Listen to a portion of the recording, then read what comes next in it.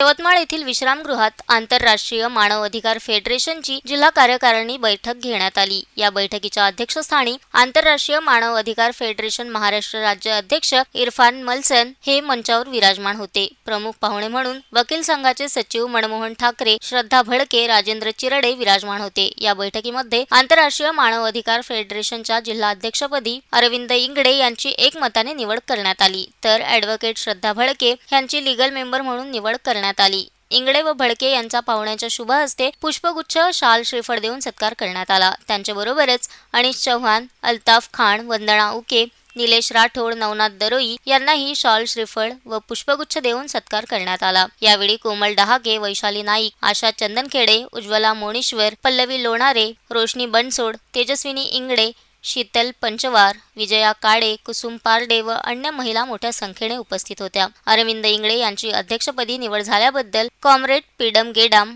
अनिल कावरे, अजय जगताप यांनी त्यांचे भरपूर अभिनंदन केले। कार्यक्रमाचे सूत्रसंचालन राजेंद्र चिरडे यांनी केले। आज दिनांक 20/4/2026 रोजी यवतमाळ विश्रामगृह येथे आंतरराष्ट्रीय मानव अधिकार फेडरेशनची यवतमाळ जिल्ह्याची बैठक झाली। या बैठकीमध्ये जिल्ह्याची तातडीचे सर्व पदाधिकारी उपस्थित होते। बैठकीमध्ये यवतमाळ जिल्हाध्यक्षपदी श्री अरविंद इंगडे यांची माझ्यामार्फत नियुक्ती केलेली आहे। सोबतच कायदेविषयक मार्गदर्शन शिबिरसुद्धा आयोजित केलं होतं।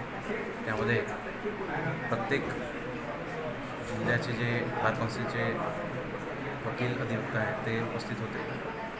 या बैठकीमध्ये आम्ही लोकांना या बैठकी माध्यमातून आवाहन करत आहे की ज्या लोकांवर अत्याचार होत आहेत, बळजबरी होत आहेत, त्यांच्यावर खोटे गुन्हे दाखल होत आहेत किंवा महिला पीडित आहेत, यांच्यासोबत आवाज उठवण्यासाठी संघटना काम करत आहेत। यांच्यासोबत आम्ही पाठीशी आहोत। असं जर कोणत्याही महिला किंवा पीडित व्यक्तीसोबत अशी घटना घडत आहे तर त्यांनी अरविंद इंगडे किंवा आमच्या जिल्हा कार्यालय यवतमाळ येथे संपर्क करावा। धन्यवाद। Navnath Daroi, the sting operation news, नीर।